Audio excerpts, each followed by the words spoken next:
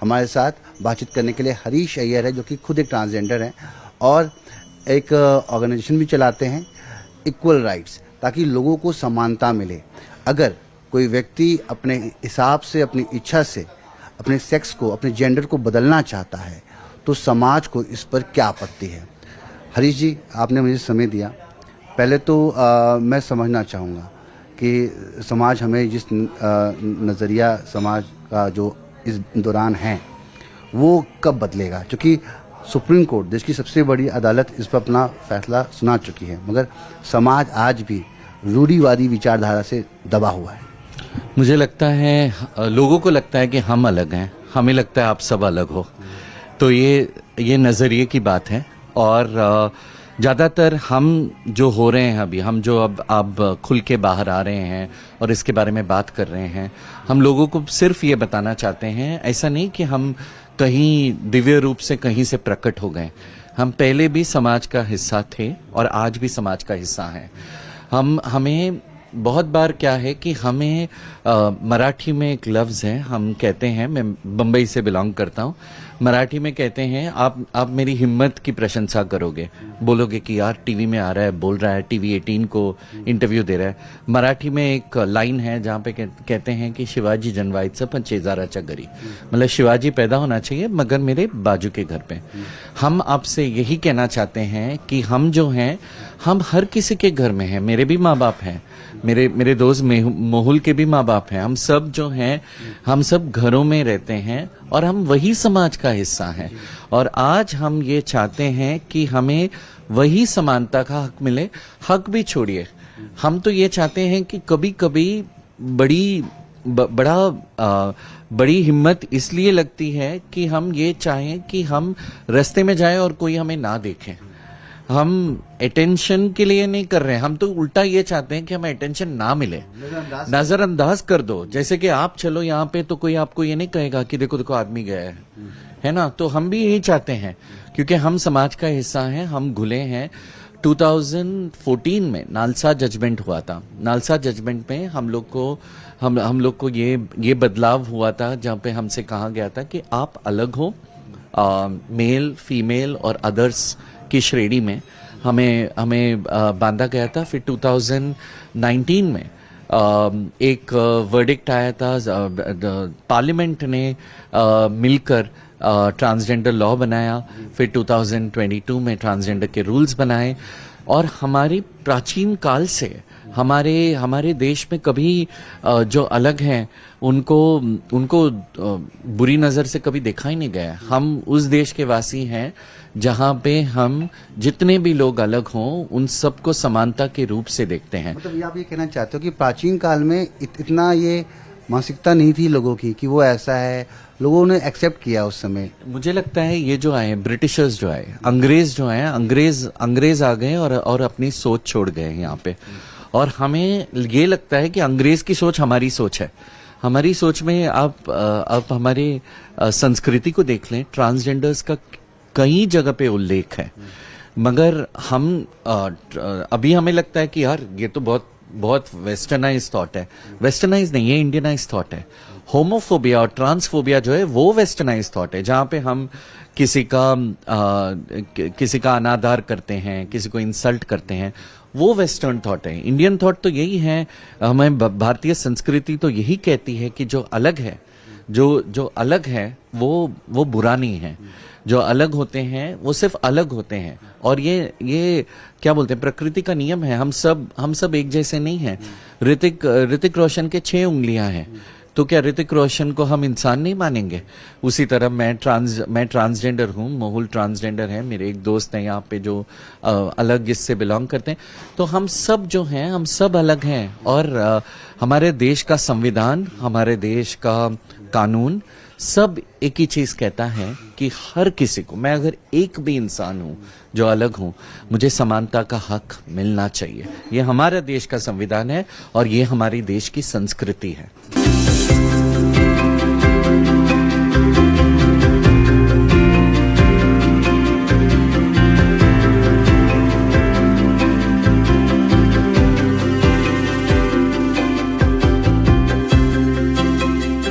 हमारे साथ एक खास मेहमान और है जिनका नाम है मेहुल, और जो एक बड़े 5 सितारा होटल में काम करते हैं, और बड़े सारे सेलिब्रिटीज़ यहाँ आते हैं जाते हैं, सबके साथ इनका एक गुड जेस्चर बिहेवियर रहता है। आपको बता दें कि कुदरत ने उनको एक पुरुष की श्रेणी में आत्मा में भेजा था, मगर मेहुल ने अपना ऑपरेशन कराया और वो एक फीमेल हैं। शुरुआत करूंगा मैं कि एक समय जब आप छोटे थे, वो उस समय जो मानसिकता थी कैसे चेंज हुई, कैसे आप पहले अपने आप से लड़े, फिर आपको समाज से लड़ना पड़ा? ओके, तो पहले मैं आपको बता दूं कि जब मैं पैदा हुआ था तब मैं एक लड़की के शरीर में पैदा हुआ था, और जैसे कि हरीश जी ने बताया, और मैं बहुत बड़ा फ़ैन हूं हरीश जी का, क्योंकि जब पहली बार मुझे अपने बारे में पता लगा तो वो उसी शो के माध्यम से पता लगा था जिस शो पे हरीश जी आए थे, सत्यमेव जयते। और मतलब जैसा कि देखा जाता है दुनिया में कि जब आपने बोला कि जब हम एक ऐसे समाज में रह रहे हैं जहाँ पे लड़की होना ही बहुत बड़ी बात होती है, तो मैं उस समाज में पैदा हुआ जहाँ मैं लड़की था, एक लड़की की शरीर में पैदा हुआ, और मेरी सोच, मेरा जेंडर, जैसे कि हरीश जी ने बताया कि जेंडर आपका दिमाग में होता है, सेक्स आपका पैरों के बीच में होता है, तब मेरा जेंडर, और मैं हमेशा से अपने आप को लड़का ही मानता था। दुनिया मुझे क्या समझती है, कैसे देखती है, किस नज़रिए से देखती है, मुझे उससे कभी फ़र्क पड़ा नहीं है, क्योंकि मुझे एक चीज़ पता ही है कि ये मेरी ज़िंदगी है, मुझे कैसे जीना है ये मैं डिसाइड कर सकता हूँ, ये कोई और डिसाइड नहीं कर सकता। क्योंकि जब ज़िंदगी में मैं एक बहुत बड़े पोजीशन में बैठा हूँगा ना, तब यही समाज और यही लोग तालियां बजाएंगे, कहेंगे इसको हम जानते हैं, ये हमारा बच्चा था, इसके साथ हमने वो किया है। और मेरा बचपन से ही मैं एक लड़कों की तरह ही रहता था, मतलब मेरे बाल छोटे थे, मैं लड़कों की तरह कपड़े पहनता था, मैं लड़कों की तरह बात करता था, चलता था, और अपने आप को यही महसूस करता था कि मैं लड़का ही हूँ। मगर अगर मैं जानना चाहूँ कि आपने जैसा इतना बड़ा स्टेप उठाया, आपको सर्जरी करानी है, और उसके लिए आपके परिवार ने कितना सपोर्ट किया, आपके फ्रेंड्स, आपके आसपास के लोग, उनका क्या रवैया रहा? तो परिवार का मैं आपको बताता हूँ कि मेरे मम्मी पापा का डाइवोर्स हो गया था जब मैं 10 साल का था, मेरा भाई 1 साल का था, और मैं अपने पापा के साथ ही रहता था। तो पेरेंट्स को मनाना इतना आसान नहीं होता है, क्योंकि एक तो आप घर के सबसे बड़े बच्चे, ऊपर से मम्मी नहीं, तो वो सोसाइटी का एक प्रेशर हमारे ऊपर नहीं होता जितना हमारे माँ बाप के ऊपर होता है कि आपका बड़ा बच्चा है। तो वो उनके ऊपर जो प्रेशर था वो मैं समझने की कोशिश कर रहा था, लेकिन मेरी भी अपनी एक जिद थी कि नहीं, मुझे करना है तो करना है।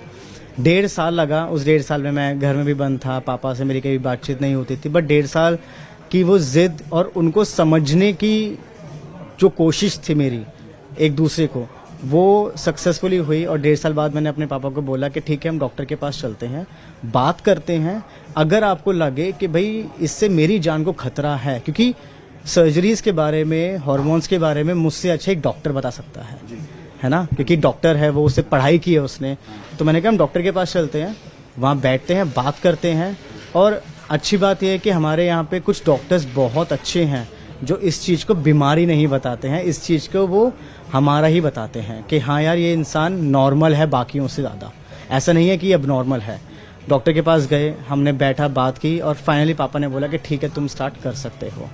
और उस दौरान में जो आसपास के जो लोग थे, क्योंकि मैं किराए के मकान में रहता हूँ, और वहाँ के आसपास के लोगों से मुझे सपोर्ट बहुत अच्छा मिला, मैं आपको सच बता रहा हूँ।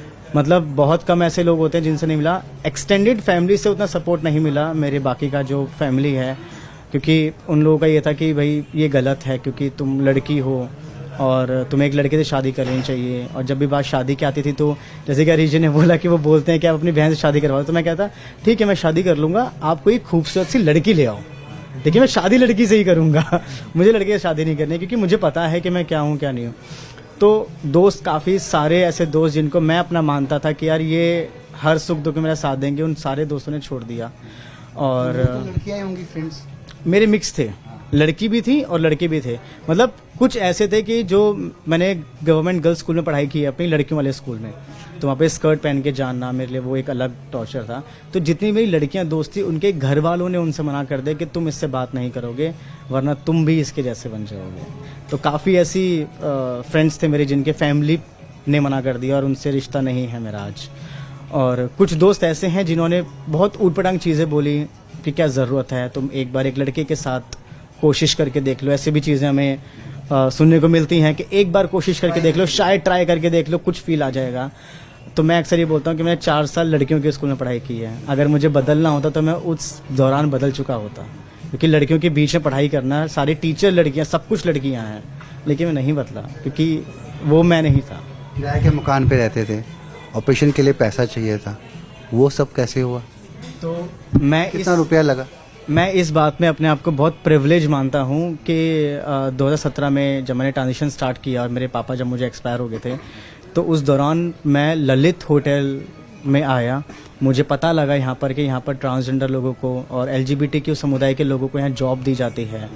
और ऑनेस्टली स्पीकिंग कि जिस फैमिली से मैं आता हूँ, मैं लोअर मिडिल क्लास फैमिली से आता हूँ, मेरे लिए 5 स्टार होटल सुनकर ही मैं कांपने लगा था कि 5 स्टार होटल में हम जैसे लोगों को, क्योंकि वहाँ तो पैसे वाले लोग आते हैं।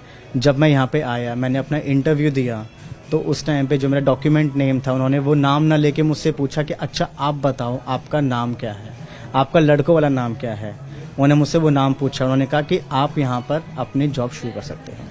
तो मैं इस होटल में आया, यहाँ पे काम किया। मतलब आज तक मुझे कभी ये रियलाइज़ होता ही नहीं है कि मैं ट्रांसमैन हूँ या मैं कोई भी ट्रांस पर्सन हमारे साथ काम कर रहे हैं, LGBTQ समुदाय के लोग काम कर रहे हैं, कभी फील होता ही नहीं है क्योंकि सब लोग यहाँ मानते हैं। और हमारे होटल में एक इंश्योरेंस है, जिस इंश्योरेंस के तहत आप अपनी सर्जरी करवा सकते हो, जिसे हम बोलते हैं जेंडर अफर्मेशन सर्जरी, क्योंकि हम अपना जेंडर अफर्म कर रहे हैं। रही बात पेरेंट्स की, देखो आपके बच्चा वो आपका है, ठीक है। मुझे पता है कि आप एक ऐसे समाज से आए हो, एक ऐसा एज गैप है, जनरेशन गैप है, जहाँ पे शायद आप उनको समझना चाहते हो बट समझ नहीं पा रहे, क्योंकि बहुत चीज़ें अनलर्न करनी पड़ती है। जब हम कॉर्पोरेट में बात करते हैं तो हम अनलर्न की बहुत बात करते हैं। आपका बच्चा है, आपको अपने बच्चे को सपोर्ट करना है और वो करना है। जब आपका बच्चा बाहर जाके अपने दोस्तों को वो बात बताता है और आप बोलते हो आपने हमें क्यों नहीं बताया, तो आपने कितना स्पेस छोड़ा अपने बच्चे के लिए वो बात बताने का। आपने कितनी बार अपने बच्चे से पूछा अच्छा आज कॉलेज में क्या हुआ, स्कूल में क्या हुआ, तुझे किसने परेशान तो नहीं किया। जब वो कोई परेशान करता है तो आपने कितना उसे सपोर्ट किया, आपने बाकी लोगों के सामने डांटा तो नहीं, आपने स्कूल में प्रिंसिपल के साथ सामने जाके शिकायत तो नहीं की। तो वो गैप आप बचपन से खुद बढ़ा रहे हो, उस गैप को आपको खुद भरना पड़ेगा, तब जाके बच्चा खुल के बताएगा। और समाज, जिस दिन आपका बच्चा एक अच्छे पद पे बैठा होगा ना, उस दिन आप समाज को बताओगे कि ये मेरा बच्चा था। उस दिन समाज आपको बोलेगा ये आपका बच्चा था। तब आप समाज नहीं आएगा, तब बच्चा आएगा।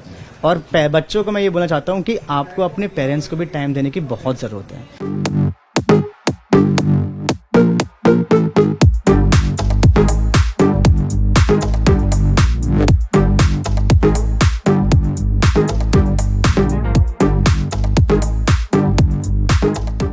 आज की कहानी दिलचस्प है तो इसे बिल्कुल स्किप मत कीजिएगा, क्योंकि आज की कहानी है ही से शी की। आज की कहानी है नर से नारी की। आज की कहानी है समाज के उस रूढ़िवादी सोच और विचार के खिलाफ जो आपके अपने अधिकारों से आपको वंचित रखती है। जी हाँ, स्वागत कीजिए हमारे खास मेहमान का, जिनका नाम है मिस सनत कौर चड्ढा, जिन्हें पहले मिस्टर सनत सिंह चड्ढा के नाम से जाना जाता था। सनत, बहुत बहुत शुक्रिया, आपने हमें समय दिया। सबसे पहले अपने बारे में बताइए कि ये कैसे रहा ये पूरी जर्नी, और कब आपको ऐसा लगा, कब आपको महसूस हुआ कि आपके अंदर एक लड़की है? मैं कहूँगी कि ये जर्नी, जैसे लोग बहुत सोचते हैं कि बहुत मुश्किल है और कठिन है, मेरी ज़िंदगी में मुझे लगता है कि भगवान ने मुझे इतनी सारी चीज़ें दी हैं जिसकी वजह से वो जर्नी बहुत आसान हो गई, और मैं उसके लिए बहुत प्रिविलेज्ड हूँ। मेरे पास सपोर्टिव माँ बाप हैं, मेरा भाई सपोर्टिव है। मुझे कभी किसी ने मेरी फैमिली के अंदर मेरे दोस्तों ने मुझे कभी छोटा फील नहीं करवाया, और ऐसी प्रिविलेज बहुत लोगों के पास नहीं होती। कितने सारे बच्चे बुली होते हैं, उनके खुद के दोस्त उनको बुरा फील करवाते हैं, छोटा फील करवाते हैं, पर मेरे को कभी इतना ज़्यादा किसी ने करवाया नहीं। हाँ, स्ट्रेंजर्स कितने होंगे कि जिन्होंने किया होगा, बट जब इतना सारा प्यार से आप सराउंडेड होगे तो इतना बॉदर नहीं करेगा ना। जैसे सोशल मीडिया पे भी मुझे लोग पूछते हैं कि इतने सारे कमेंट्स आते हैं, आपको हेट कमेंट्स आते हैं, आप कैसे हैंडल करते हो? मैं फ़ोन बंद करती हूँ और मेरे प्यार भरे परिवार के साथ मैं बातें करती हूँ, अपने दोस्तों को कॉल करती हूँ, तो मुझे कभी इतना बुरा लगता ही नहीं है। एंड मैं शायद इसीलिए इंटरव्यू भी कर रही हूँ ताकि लोग देखें कि मेरे तरह जो लोग हैं वो खुश रह सकते हैं। मैं चाहती हूँ कि जो पेरेंट्स हैं जिनके ट्रांसजेंडर बच्चे हैं वो भी देखें कि उनके बच्चे खुश रह सकते हैं। अगर वो ट्रांजिशन करें तो अच्छी जिंदगी उनकी हो सकती है। जैसे स्कूल में अपने, जैसे कि अपने स्कूल में शुरुआत करी, तो क्लास में बच्चों का क्या आपके प्रति नज़रिया था, और उसके बाद सोसाइटी में आपका लोगों का क्या नज़रिया था आपके प्रति? जैसे आपने स्टार्टिंग में बोला था, मैं मिस्टर से मिस बन चुकी हूँ। मुझे लगता है मेरे आसपास के लोगों ने कभी मुझे मिस्टर की तरह देखा ही नहीं, और ये वो लोग नहीं जो मुझे प्यार करते थे, रैंडम लोग, स्कूल के बच्चे मुझे 5th क्लास से लड़की लड़की बोल के चिढ़ाते थे। आप लड़का हैं, आपको लड़की बुलाते हैं? हाँ, मैं लड़की की तरह प्रेजेंट करती थी, मेरे मुंह लड़की की तरह था, मेरी हाव भाव लड़कों की तरह नहीं थे, पर मुझे लड़की की तरह पहचानते थे कि हाँ ये तो लड़की की जैसा है, ये तो लड़की है। पर आज अगर आप देखें तो वही सेम लड़के बोलते कि you will never be a woman, तुम कभी लड़की नहीं बन सकते। तो मुझे लगता है कि लोगों ने मेरी कुदरत को हमेशा से पहचाना है, वो नेचुरल है। मैं जैसे चलती हूँ, जैसे मैं बोलती हूँ, जैसे मैं बैठती हूँ, जैसे मेरे हाथ हिलते हैं, जैसे मैं डांस करती हूँ, वो सबको दिखता था। तो मुझे लगता है कि लोगों का हाव भाव थोड़ा सा मुझे मतलब चिढ़ाना इधर उधर वो था, मतलब मुझे बुरी चीजें बोलना या फिर मुझे नीचा फील करवाना। कई लोग होते हैं ऐसे जिनको अंदर से ना उनकी खुद की इनसिक्योरिटीज होती है, उनको खुद लगता है कि मेरे को बुरा लग रहा था, मैं दूसरे को कैसा वैसा फील कर रहा हूँ। तो वैसा लोगों ने ट्राई किया बट वो कभी काम नहीं किया। जैसे मैंने बोला, प्यार भरा परिवार, प्यार भरे लोग, तो वो कभी बॉदर नहीं किया। इंडिया में लोग जो समझते नहीं है, इंटरसेक्स लोग जो होते हैं उनको गिव अप कर दिया जाता है। वो लोग कहते हैं ना कि लोग उठा के ले जाते हैं, नहीं, हॉस्पिटल में या तो वहीं से ही कॉल चले जाता है कि आप इनको ले जाओ। पेरेंट्स कॉल करते हैं, पेरेंट्स अपने बच्चों को गिव अप करते हैं। सोचो एक माँ के लिए कितना मुश्किल होगा अपने बच्चे को दे देना। कोई माँ नहीं चाहती अपना बच्चा देना, बट वो सोसाइटल प्रेशर की वजह से वो एक्सेप्ट नहीं कर पाते, और समाज भी उन्हें कभी एक्सेप्ट नहीं कर पाता। और जो लोग नहीं समझते एक और चीज, मैं ट्रांसजेंडर हूँ। तो ट्रांसजेंडर का मतलब है कि मैं जब पैदा हुई थी तो मेरे बाहर के जो जेनिटल्स हैं या फिर मेरे क्रोमोसोम्स मैच हो गए, तो उन्होंने मेरे को मेल असाइन कर दिया। बट मेरा जो सोल है, मेरी जो रूह है, वो एक फीमेल की है। मेरा दिमाग जो है वो एक औरत की तरह चलता है, और ये बचपन से लोगों ने नोटिस किया है। लाइक मैं अगर किसी चीज पे जैसे टिप्पणी भी कर रही होती थी ना, जैसे अगर मैं कभी कार में जैसे गाना गा रही हूँ, मैं हमेशा औरत के पार्ट का गाना गाती थी।